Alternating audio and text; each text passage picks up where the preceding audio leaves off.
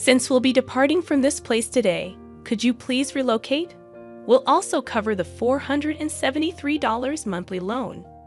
With my daughter on the way, we no longer require your assistance. All right then, please take care of everything from now on.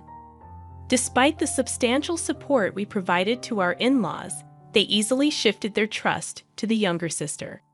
As I packed my belongings at the entrance, I shared something crucial with them. By the way, there seems to be a misunderstanding. The monthly loan repayment is— As I spoke, their faces turned pale in shock.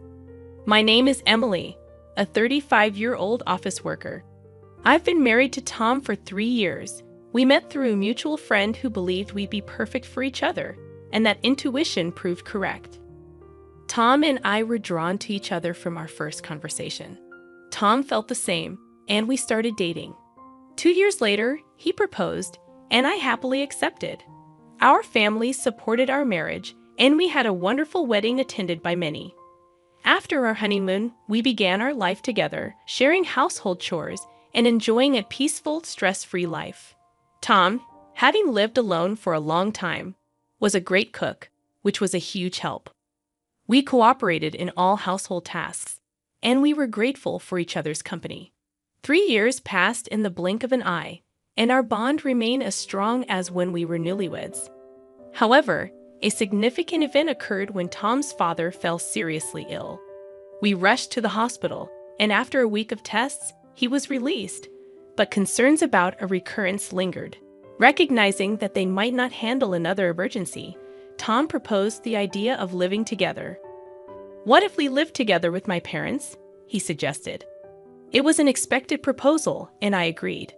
We quickly discussed the idea with our in-laws. "Live together?" Tom's mother inquired. "It's not a bother at all," I reassured. "Emily and I are worried about both of you." "Thank you, both of you." Our in-laws, teary-eyed and grateful, accepted our offer, reflecting their underlying anxiety. We promptly moved in with them, and the mother-in-law, understanding that both of us worked, took the lead in household chores. Thanks to her, we could focus on our jobs, and the father-in-law, now retired, spent his days resting at home, which significantly improved his health. Life was joyous, and we all got along wonderfully without any issues. However, our in-laws eventually made a certain proposal. "I've been thinking about this for a while. How would you feel about building a new 2-family house?" the father-in-law suggested. "Huh, but this house isn't particularly spacious or comfortable for 4 adults. If Tom and Emily have children in the future, it'll be even smaller," the mother-in-law explained. "Considering the future, I've been thinking of building a bigger house where we can live comfortably for the rest of our lives. However, it's not something we can afford with just my savings. We will need to discuss and decide together." Tom and I were surprised by the proposal, but we thought it wasn't a bad idea. While the current in-laws' house wasn't too small, it wasn't particularly spacious or comfortable either. Long-term living there might lead to stress building up between us. Perhaps buying a new house where everyone can live comfortably is a good idea. After discussing it with Tom, we decided to go along with the father-in-law's proposal. Subsequently, the 4 of us visited real estate agencies to explore various properties. We considered making it barrier-free for our in-laws and ensuring there were plenty of rooms for future children. Ideally, the new house should be in a safe area, close to both a hospital and a train station, with easy access to grocery stores. Considering everyone's requirements, it seemed like it might be pricey. However, if we were going to live there for the rest of our lives, we didn't want to compromise too much. Every family member felt the same way, so with determination, we decided to build our dream house, even if it cost a lot. After some time, our new home was finally completed. The exterior and interior were both new and beautiful, lifting our spirits just looking at it. "This is really amazing. I can't be sick anymore. I want to stay healthy and live here for as long as possible." The in-laws expressed their joy. My husband and I were equally excited, realizing that this would be the house that would be with us for our entire lives, even when we have kids. I want to play catch in the garden and have barbecues. That sounds great. Let's make lots of family memories here. We were overflowing with excitement and joy. Living in the house turned out to be truly comfortable, and it felt like the pinnacle of happiness. Being in a comfortable home made me even more enthusiastic about my work. Subsequently, my work went very smoothly, and both my public and private lives were fulfilling. I genuinely felt grateful for buying this house. The months passed in the blink of an eye, and 2 years had passed in this house. We continued to have a good relationship with our in-laws as always, believing that the days ahead would be filled with happiness. However, at least in this place for life in our new home, something unexpected happened. It was when the sister-in-law and her husband visited our new house. While this really is a nice house, it's not fair that only you guys get to live here. What are you talking about? We discussed and decided to buy this house with our parents, but I can't help but feel envious. When we were still living in a cheap winter, it feels like you're living beyond your means. The sister-in-law often visited our house during holidays and always expressed her envy. Every time, she would accuse us of being unfair. We've been paying the mortgage for this house, and it's quite a hefty amount every month. We're living within our means, earning enough to pay for this house, so there's no reason for her to complain. If we were to live here with the in-laws, it would be so much fun, don't you think? What? Can you even afford the mortgage for this house? My husband and I exchanged a glance. The sister-in-law probably just blurted out without giving it much thought. However, her careless words started to move my in-laws' hearts. It would be lovely if Kana could move and live here together. Yes, it would liven things up. Hey, what are you two talking about? Haven't we been living together all this while? Come on, I was just saying. Exactly. There's no need to panic, right? Ha ha ha.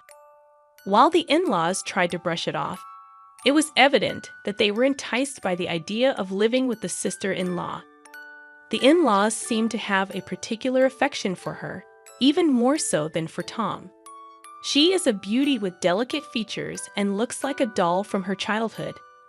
Being 4 years younger than Tom and born when the in-laws were older, they doted on her even more. This pampering led her to become quite spoiled, and Tom had to deal with her demanding nature. Having heard all this from Tom, I was always wary of my sister-in-law. For a while after we got married, Tom and I were both caught off guard because she didn't seem to be giving us any trouble. However, recently, she has been increasingly eyeing our new house. It seems she frequently visits the house during the day when we're at work. Oh, Emily, you're back. Then I'll be leaving now. Huh. I wish you'd stay a bit longer, but Tom and Emily might find it inconvenient. I don't think it's a nuisance. You might say that, but it's evident in your eyes and behavior. Unwanted guests should leave quickly. See you, Mom and Dad. Take care. When the sister-in-law left, the in-laws were visibly upset. They looked as if they wished she stayed longer. Even though they didn't voice their feelings, their faces and attitudes spoke volumes. Feeling out of place, I usually retreated to my room after work. When Tom came home, we head to the living room for dinner.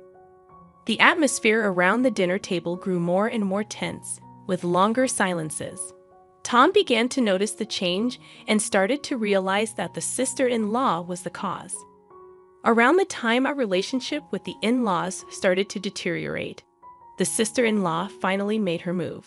One holiday, Tom and I went shopping in the morning. When we returned, there were unfamiliar shoes at the entrance. We exchanged glances, wondering if something was amiss. Then, the mother-in-law approached us from the living room. You're finally back. We need to talk. The mother-in-law's tone was different than usual. As we entered the living room, the sister-in-law and her husband were there. Ah, you're finally here. Kana, what's going on?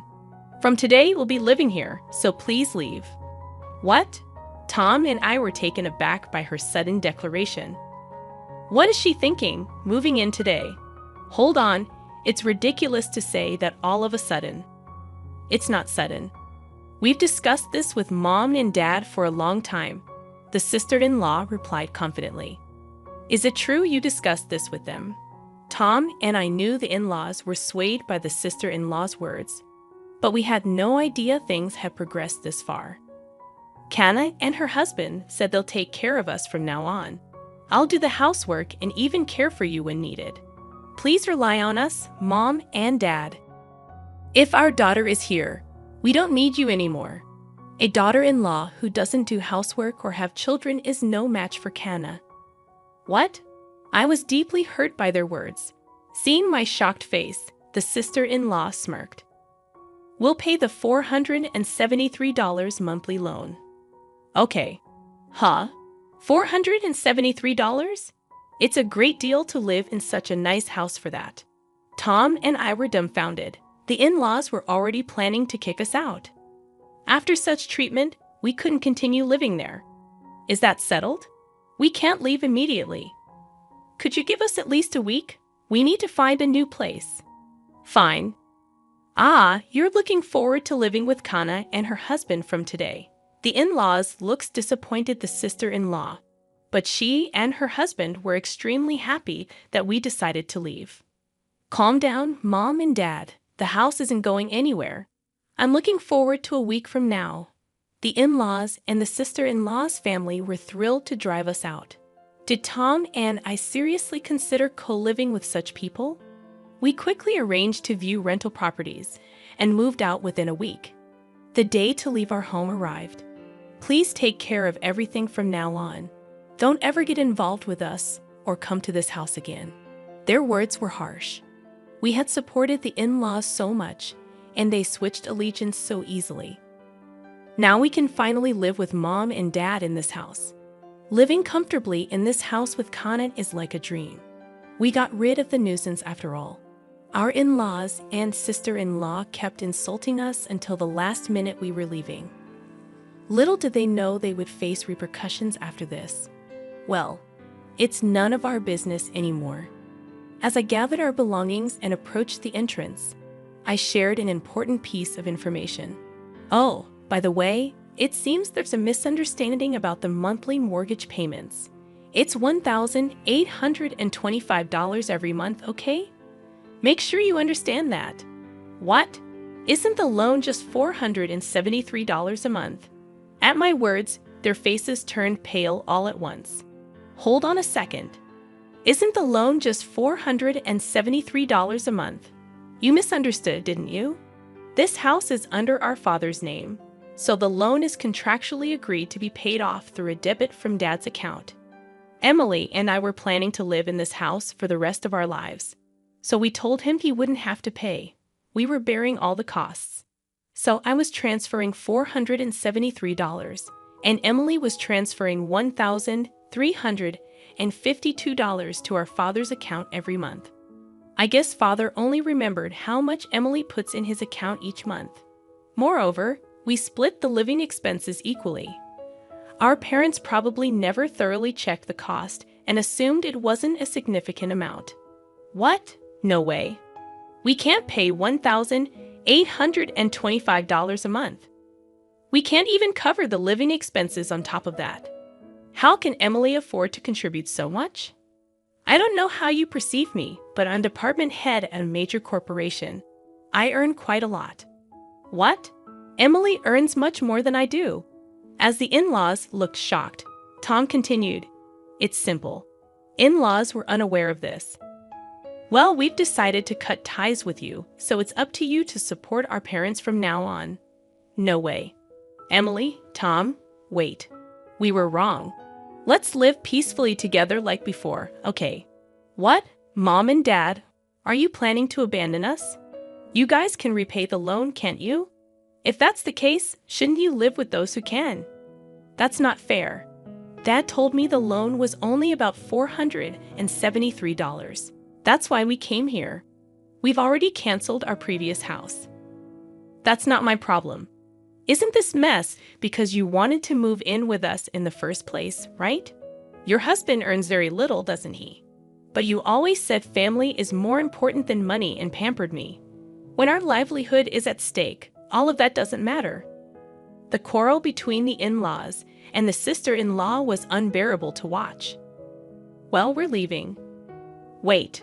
Regardless of what you say, we will never associate with you again." With that, Tom and I left the house and moved into our rented room. Despite the numerous messages from the in-laws, we ignored them all.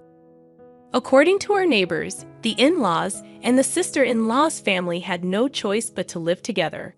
However, they couldn't pay the loan and eventually had to let go of the house. When they sold the house, a considerable debt remained. Even after using the father-in-law's early retirement benefits for repayment, they still fell short. Sadly, they now live in a cheap, small apartment, all working full-time and part-time jobs to repay their debt. Apparently, the sister-in-law's husband didn't want the burden to fall on him, so he ran away. If only the in-laws had continued living peacefully with us, they wouldn't have faced these hardships. But again, it's none of our concern now. On the other hand, Tom and I found our rented apartment much cozier than anticipated. We planned to stay here for a while and save money, living happily as our savings grow at an incredible rate. We believe it's essential to save as much as we can for the future while still enjoying our lives with the occasional luxury. We aim for a happy life together in the years to come.